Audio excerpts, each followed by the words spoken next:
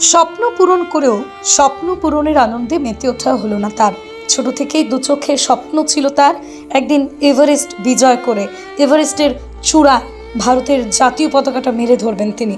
জীবনের বহু বাধা এক এক করে টপকে গতকাল তার স্বপ্ন পূরণ হয়েছিল।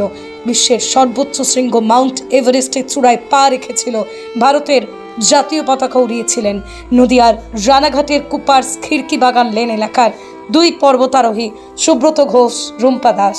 তাদের এভারেস্ট বিজয়ের খবর ছড়িয়ে পড়তেই সামাজিক মাধ্যমে তাদেরকে শুভেচ্ছার বন্যায় ভাসিয়ে দেয় আপামর মানুষজন।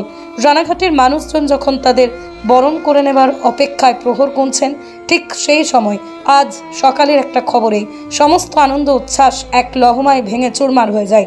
শোনা যায় এভারেস্ট জয় করে নামার সময় শেষ নিঃশ্বাস ত্যাগ করেন সুব্রত ঘোষ, আর পাহাড়ের বুকেই থেমে যায় এক অকুত ভয় বাঙালির জীবন যুদ্ধ। নদিয়ার রানাঘাট পৌরসভার ৩ নম্বর ওয়ার্ডের বাসিন্দা সুব্রত ঘোষ একই শহরের রুম্পা দাস মাসখানেক আগে এভারেস্ট অভিযানের উদ্দেশ্যে রওনা দেন। প্রায় বহু বছরের প্রস্তুতির পর এটাই ছিল তাদের চূড়ান্ত পরীক্ষা। গতকাল রাতে আসে সুসংবাদ, দুই পর্বতারোহী জয় করেছেন এভারেস্ট। আনন্দে ভেসে ওঠে রানাঘাটের মানুষজন, কিন্তু সেই আনন্দ যে আর বেশিক্ষণ স্থায়ী হলো না। জানা যায় এভারেস্ট চূড়া জয় করার পর নিচে নামার পথে সুব্রত ঘোষ রীতিমতো অসুস্থ হয়ে পড়েন। তবে বেস ক্যাম্পের কাছাকাছি এসে শারীরিক পরিস্থিতির অবনতি ঘটে এবং পাহাড়ের কোলেই নুয়ে পড়ে তারপরেই শেষ নিঃশ্বাস ত্যাগ করেন। অন্যদিকে রুম্পা দাসও কিছুটা অসুস্থ হয়ে পড়লেও তিনি নিচে নামতে সক্ষম হয়েছেন। রুম্পা দাস বাড়ি ফিরলেও বাড়ি ফেরা হলো না সুব্রত ঘোষের। তার অকাল প্রয়াণে শোকস্তব্ধ গোটা রানাঘাট এলাকাবাসী বলছেন, সুব্রত শুধুই এভারেস্ট জয় করেননি, জয় করেছিলেন তার স্বপ্ন। পাহাড় তাকে কেড়ে নিলেও সে থাকবে সবার হৃদয়ে। ওঠার কথা ছিল, কিন্তু উঠতে একটু দেরি হয়ে যায় ওটা খারাপ থাকার জন্য। তারপর তো আমরা দুপুরের পর খবর পাই সামিট হয়েছে, কিন্তু তারপরেই 5টা সাড়ে 5টা নাগাদ আমরা খবর পাই যে সুব্রত ও একটু অসুস্থ হয়ে গেছে, ও খুব ধীরে হাঁটছে, এরকম আমরা খবর পাই। তারপর আমরা এজেন্সির সাথে বারবার যোগাযোগ করার চেষ্টা করি যে কোনোভাবে যদি ওকে রেস্কিউ করে ফেরত নিয়ে আসা যায়, এবং সেই চেষ্টা আমরা ক্রমাগত করে গেছি রাত্রি 12টা অবধি, কিন্তু এজেন্সি মারফত আমরা সেই সহযোগিতা পাইনি। এজেন্সি বারবারই বলছে আমরাও কাঠমান্ডুতে রয়েছি, আপনারাও দূরে রয়েছেন, আমরা চেষ্টা করছি, সেটা পাঠানো যাচ্ছে না।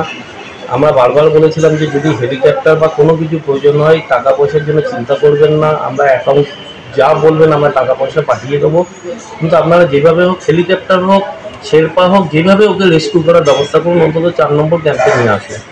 কিন্তু সেটা আমরা কোনোভাবেই ওদেরকে সেটা বোঝাতেও পারলাম না যে আপনারা করুন, কিন্তু ওরা কোনোভাবেই সেই জিনিসটা করলো না।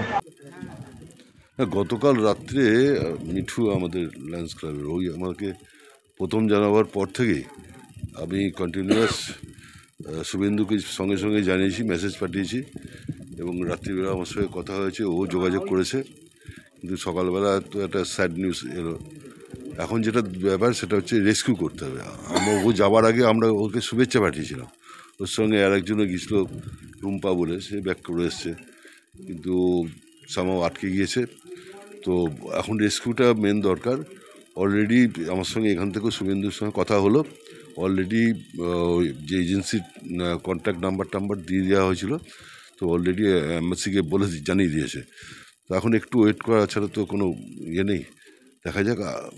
আমি এক্সপেক্ট করছি যে খুব তাড়াতাড়ি এটি হবে, রেস্কিউ হবে। ব্যুরো রিপোর্ট, আরং নিউজ, নদিয়া।